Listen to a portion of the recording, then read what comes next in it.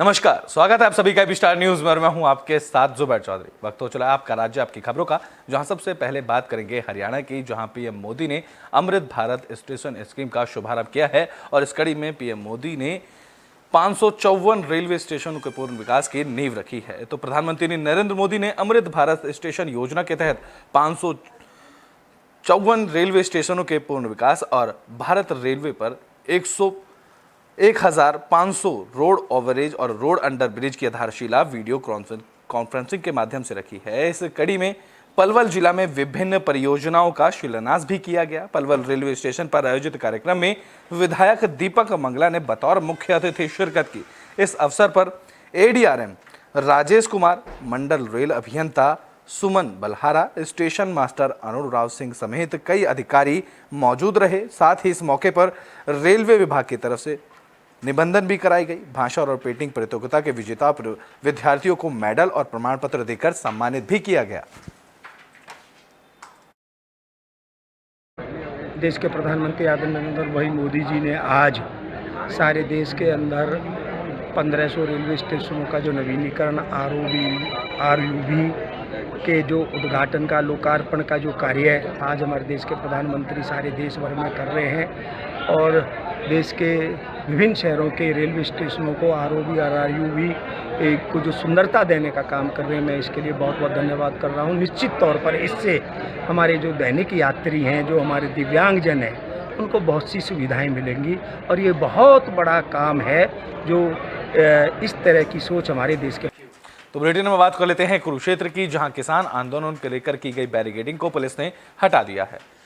तो किसान आंदोलन के चलते पिछले कई दिनों से शाहबाद में नेशनल हाईवे की सर्विस लाइन को कंक्रीट डालकर पक्का सील कर दिया गया था और बड़े बड़े बैरिकेड्स भी रोड पर रख दिए गए थे और उसकी कई तरह की लेयर बनाकर पूरे रोड को सील कर दिया गया था। वहीं इस कड़ी में प्रशासन ने शाहबाद डीएसपी रणधीर सिंह के नेतृत्व में नेशनल हाईवे 44 के साथ लगती सर्विस लाइन से बैरिकेड को हटा दिया है। साथ ही सर्विस लाइन को नियमित रूप से आवाजाही के लिए खोल दिया गया है, जिससे आमजन और यात्रियों के लिए राहत की सांस मिली है। मौके पर मौजूद ट्रैफिक पुलिस कर्मचारियों ने जानकारी देते हुए बताया है कि नेशनल हाईवे के साथ लगती सर्विस लाइन को अब आमजन और सभी यात्रियों के लिए खोल दिया है। उन्होंने कहा कि जो चंडीगढ़ जाने वाले यात्री हैं, अब वह शाहबाद से वाया साया होते हुए चंडीगढ़ जा सकते हैं और किसान गन्ने की ट्रॉलियां लेकर आते थे, वह भी गांव ठोल वगैरह से होते हुए शाहबाद की शुगर मिल में अपनी ट्रॉली ला सकते हैं। को बहुत परेशानी का सामना करना पड़ा है। मुझे समझ नहीं आया कि सरकार ने इस तरीके से ये जो चीन और हिंदुस्तान का बॉर्डर बना के रख दिया, यहाँ पर क्या कारण था। किसान अपने देश के थे, अपने राज्य के थे, अपने हकों की लड़ाई लड़ रहे थे। वो अगर वो जाना चाहते थे, अपने एजिटेशन कर रहे, आरामपूर्वक के तरीके से एजिटेशन कर रहे थे, उन्हें करने दिया जाता। तो कोई उन्होंने तोड़ फोड़ नहीं की, कोई कुछ नहीं किया। कितना नुकसान हुआ है इससे देश का। लोग कहाँ से घूम कर आ रहे हैं, लोगों को परेशानियाँ हुई है। जो लोग मरीज थे, पीजीआई में जाना था, किसी ने कहीं जाना, कितने लोग मर चुके हैं इस तरीके से। ये उच्च अधिकारियों का देशानुसार ये पहले तो हमने जो बाबा मार्कंडा जो सर्विस लेन है, हाँ, जो शाहबाद से जो ठोल साइड में जाने वाले ग्रामीण थे, जैसे कोई शुगर मिल का काम भी चला हुआ है और जो गन्ने की लोग ट्राली लेके जाते हैं, उस संबंध में तो सर्विस लेन खोला है जी। जो बाबा मार्कंडा जो अपना जो कौन से रास्ते खोल लेगा, तो बाबा मार्कंडा जो सर्विस लेन है, और एक ये जो मेन जो दिल्ली टू जो दिल्ली से जो चंडीगढ़ हाईवे है, नेशनल नंबर 44, इसकी सर्विस लेन जो शाहबाद से साहा साइड जी। अब जो व्हीकल, छोटा व्हीकल, लाइट मोटर व्हीकल जो भी अब दिल्ली साइड से आ रहा, वो वाया साहा से जादपुर होते हुए सीधा पंचकुला चंडीगढ़ चलाया जाएगा। लेकिन जो व्हीकल चंडीगढ़ से आने वाला व्हीकल है, उसके लिए रूट वही है, वाया साहा से बराड़ा साइड होते हुए 2 सड़का, फिर वो शाहबाद होते हुए सीधा दिल्ली जाएगा। क्योंकि यहाँ तो बुलेटिन में बात हरियाणा के यमुनानगर की कर लेते हैं, जहां बीजेपी की तरफ से कार्यक्रम का आयोजन किया गया। बीजेपी की तरफ से चाय पर चर्चा कार्यक्रम का आयोजन किया गया। तो यमुनानगर में बीजेपी ने डीएवी गर्ल्स कॉलेज के सभागार में चाय पर चर्चा कार्यक्रम का आयोजन किया, जहां बीजेपी ने शक्ति वंदन एनजीओ संघ चाय पर चर्चा की, जहां कार्यक्रम की अध्यक्षता जिलाध्यक्ष राजेश सप्रा ने की। कार्यक्रम के संयोजक मलिक रोजी आनंद रही। कार्यक्रम में कैबिनेट मंत्री कंवरपाल गुर्जर और एचपीएससी के पूर्व सदस्य नीता खेड़ा ने भी शिरकत की, जहां कार्यक्रम में सैकड़ों सामाजिक संगठनों और एनजीओ ने भाग लिया। इस दौरान 10 सालों में हुए बदलावों पर 9 मिनट की फिल्म भी दिखाई गई। तो वहीं कैबिनेट मंत्री कंवरपाल गुर्जर ने कहा कि देश में सामाजिक संस्थाएं एक बड़ी अहम भूमिका निभा रही हैं। अपने लिए तो सभी जीते हैं, लेकिन सामाजिक संस्थाएं समाज के लिए जीती हैं। कोरोना काल की बात करें तो उनमें भी समाज सेवी संस्थाएं अग्रणी रहीं। शक्ति वंदन कार्यक्रम की संयोजिका मलिक रोजी आनंद ने कहा कि जो सामाजिक संस्थाएं हैं, इन्होंने समाज को दिशा में देने का काम किया है और विभिन्न क्षेत्रों में ये संस्था लोगों के लिए प्रेरणा बन रही हैं। आज का कार्यक्रम जो था ये शक्ति वंदन कार्यक्रम था। एनजीओ को आज बुलाया हुआ था। हमारे ज़िले में 173 जो है एनजीओज़ हैं जो सरकार की निगरानी में हैं और कुछ जो एनजीओज़ हैं सरकार के साथ मिलकर काम कर रही हैं। आज इस कार्यक्रम को हमने डीएवी कॉलेज में रखा और हमारे बीच में तकरीबन सभी का सहयोग हमें मिला। सभी एक छोटी सी कॉल पर आए और हमारा विषय जो है ये पूरे देश में चल रहा है। और हमारे बीच में जो हमारी हरियाणा की टोली है उसमें बहन नीता खेड़ा जी वो हमारे बीच में पहुंची आज मुख्य वक्ता के रूप में, और उनके साथ ही अपने चौधरी कंवरपाल जी वो भी एनजीओज़ का एक हौसला बढ़ाने उनसे चर्चा करने आए। आज का ये कार्यक्रम जो था वो एनजीओ के साथ चर्चा का कार्यक्रम था। एनजीओ जो है वो बहुत समाज में बहुत अच्छे काम कर रहे हैं और एनजीओ को ये एक तरीके का काम नहीं करते, हज़ारों तरीके के। वो उनका अपना मन होता है, कुछ लोगों का मन होता है पर्यावरण के लिए काम करना, कुछ का मन होता है कि जीव के लिए काम करना, कुछ का मन होता है कि शिक्षा के लिए काम करना, कुछ का मन होता है कि धार्मिक उसके लिए काम करना, कुछ का मन होता है कि लोगों को किसी चीज़ में ट्रेन करने के लिए काम करना। बहुत अलग अलग अलग मतलब इतने हैं कि कुछ भी सोच सकते हैं। तो लेकिन तो बुलेटिन बात छत्तीसगढ़ के जांजगीर चांपा की कर लेते हैं, जहां खनिज विभाग की बड़ी कार्रवाई देखने को मिली है। खनिज विभाग की टीम की तरफ से 28 हाईवा ट्रैक्टर वाहन को जब्त कर लिया गया है। तो जांजगीर चांपा में खनिज विभाग की बड़ी कार्रवाई देखने को मिली, जहां पुलिस और खनिज विभाग ने संयुक्त रूप से सेरत और गिट्टी का अवैध परिवहन करने वालों के खिलाफ कार्रवाई की। इस दौरान 28 गाड़ियां जब्त की गई, जिनमें हाईवा और ट्रैक्टर शामिल हैं। वहीं सभी वाहनों को खनिज अधिनियम के तहत कार्रवाई करते हुए जब्त किया गया। पुलिस के अनुसार जिले में अवैध रूप से रेत और गिट्टी का अवैध परिवहन किया जा रहा था, जिसको लेकर यह कार्रवाई की गई।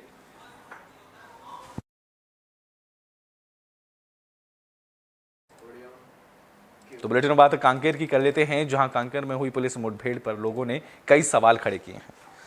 तो कांकेर में पुलिस नक्सली मुठभेड़ के फिर सवालों के घेरे में आ गई है। कांकेर पुलिस ने दावा किया था कि 25 फरवरी को जवानों और नक्सलियों के बीच थाना कोयली बेड़ा क्षेत्र अंतर्गत भोमरा, होरतराई, मिच्चे बेड़ा और उसके आसपास के क्षेत्रों में नक्सल कंपनी नंबर 5 के साथ उनकी मुठभेड़ हुई है, जिसमें सर्चिंग पर कथित तौर पर 3 नक्सलियों के शव बरामद हुए।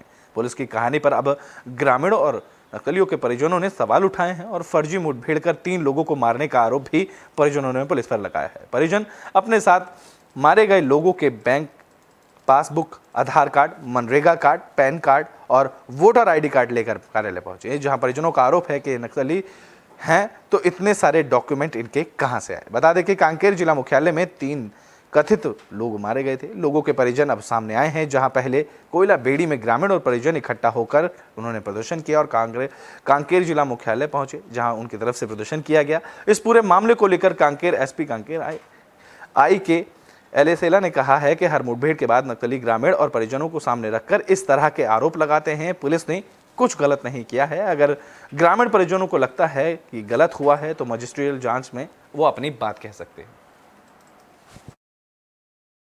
कल से तेंदुपत्ता का सीजन है, भुट्टा कटाई का, तो कुछ अप्रैल के बाद में भुट्टा तोड़ने का लायक हो जाता है। तो अभी से इन लोग रस्सी जुगाड़ के रखे रहते हैं। तो इन लोग रस्सी के लिए गए थे, उसी बीच में इन लोगों को पुलिस वालों ने नक्सली बताकर उनको मार दिया। मोर पति अरे मैं जाता हूँ मामा मंडान बुलाई ने मैं रस्सी लाए बजाता हूँ 5 रस्सी, अगर नींद आन तो का में बांध बे ऐसे कहीं सौ जाइस हूँ, मोर कुछ नहीं बोलिस तो घर ले निकल के आई। और यहाँ जो सामान वगैरह मिला थे तेरे बारे में कहा कुछ है जानकारी आप लोग? और घर ले टारा से बस धर के आइस तहन कुछ धर के नहीं आए। मोर आदमी आए। का नाम रही से? रामेश्वर। वो का काम करे हो, कहाँ रहे हो? घर में रहा है। खेती किसानी तो ही करे तान 15 से बजा तू तहने फिर उसने नहीं गला सको तान झंझ के रहा पाच नहीं मिली मैं जातो भी नाने लगे के न जाइस तान मोबाइल लेगिस और तार चलेगी चाउर धरीस गंजी बर्तन और फिर कपड़ा धरीस और टंगे धर के जाइस। शिनाख्त हुआ है और उसके उनके परिजन भी आए हैं।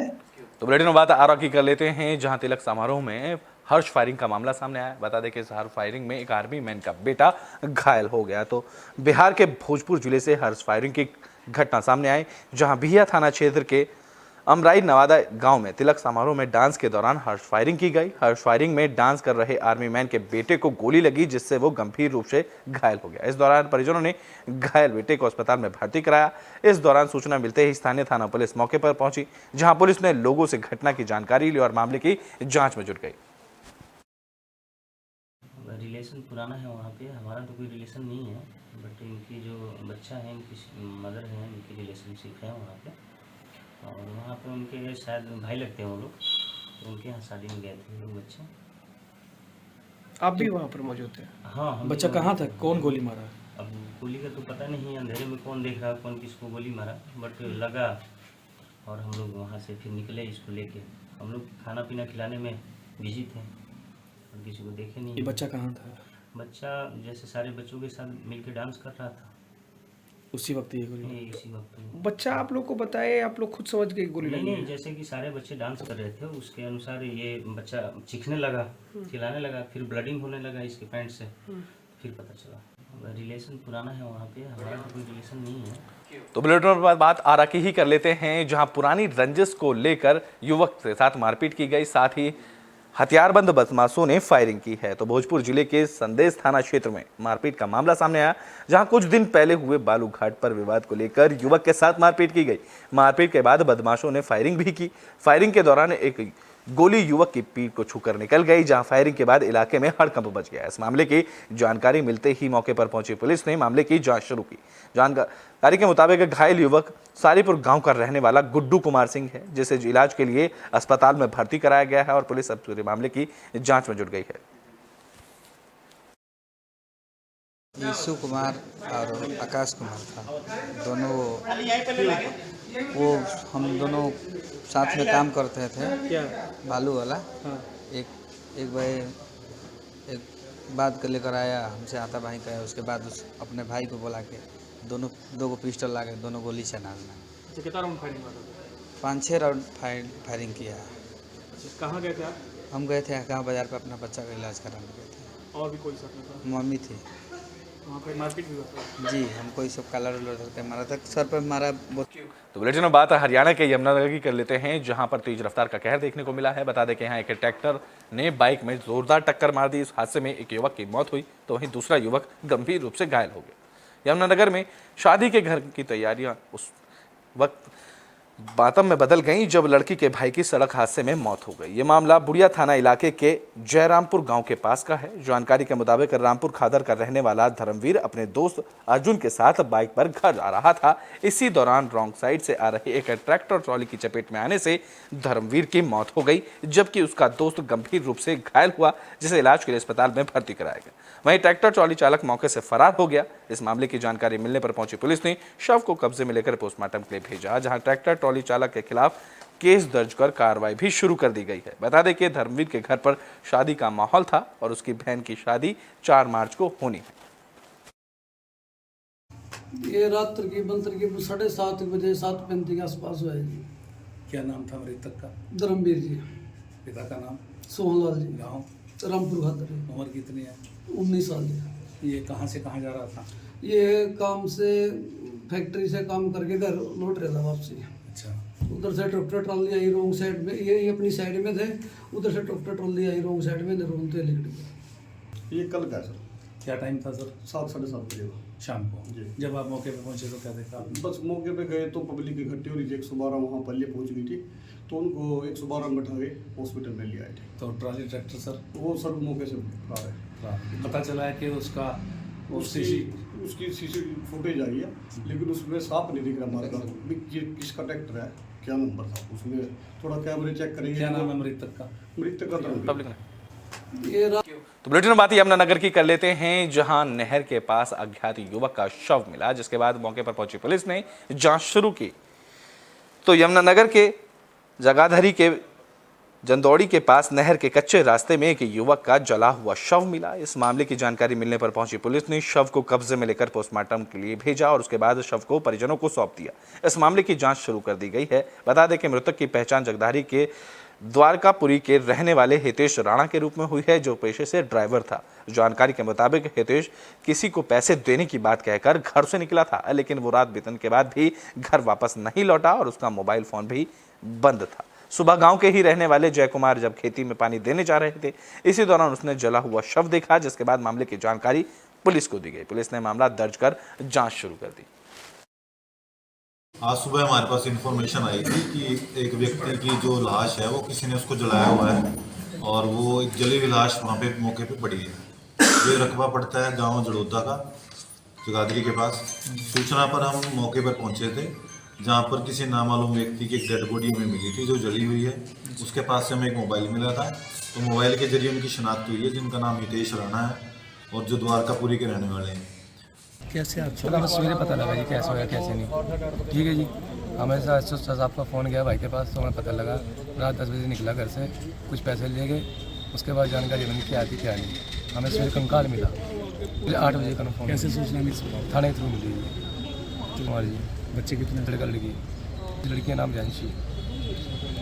आपने खोज में फ़ोन करे। तो बुलेटिन के आखिरी में बात हरियाणा के यमुनानगर की कर लेते हैं, जहां से हादसे की खबर सामने आई। बता दें कि एक टूरिस्ट बस ने बाइक में टक्कर मार दी। तो यमुनानगर में तेज रफ्तार टूरिस्ट बस ने बाइक में टक्कर मार दी। हादसा यमुनानगर कुरुक्षेत्र रोड पर रतनगढ़ गांव के पास हुआ। बाइक सवार 2 लोगों में से एक की बस के टायर के नीचे आने की वजह से मौत हो गई, तो वहीं दूसरा युवक का गंभीर रूप से घायल हुआ, जिसे इलाज के लिए अस्पताल में भर्ती कराया गया।